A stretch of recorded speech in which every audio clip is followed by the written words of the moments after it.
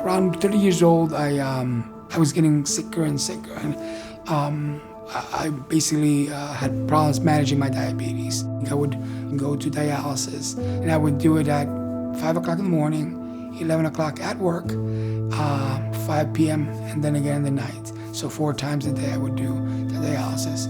I continued to get very, very ill. My doctor, I remember at one point, he was very concerned.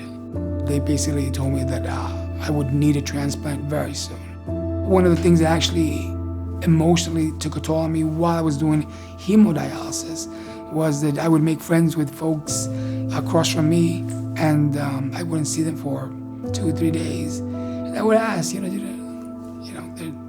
they passed away. And I thought that would be my fate. I thought that's where I would end up.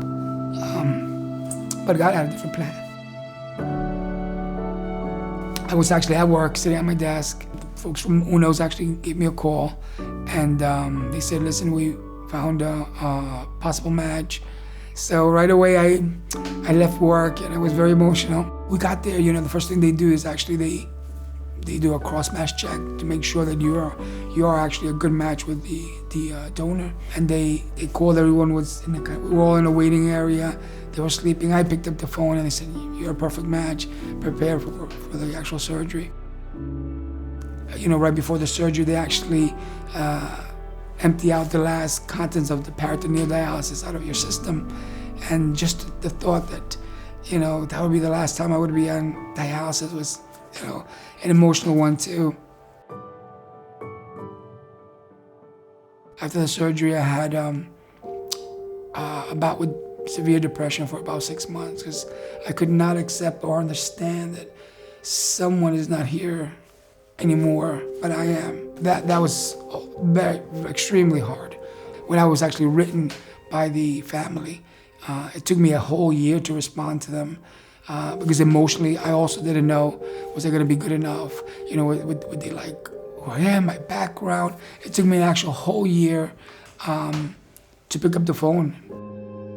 And I remembered in the letter they had written down the day of his birthday. I actually called the mom and the dad the day before his birthday. And it was very emotional. We sat on the phone for 3 hours with the mom, and we developed a very close relationship. It makes me feel good that I'm able to actually have a connection, that I'm able to express my gratitude to them, which I feel that thank you is never enough. But I want them to always know that I will forever be grateful. One of the biggest blessings was having our twins, our twin boy and girl.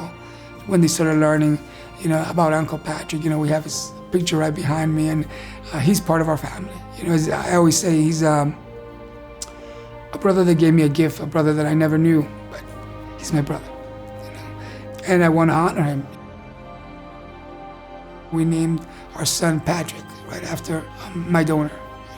That was very important for us. 13 years ago, I was preparing for death, and now I'm so grateful that I've had almost 13 years of life, and 13 years of being a dad, of being a husband. I'm blessed and to prepare for, what's happening tomorrow? What's happening tomorrow?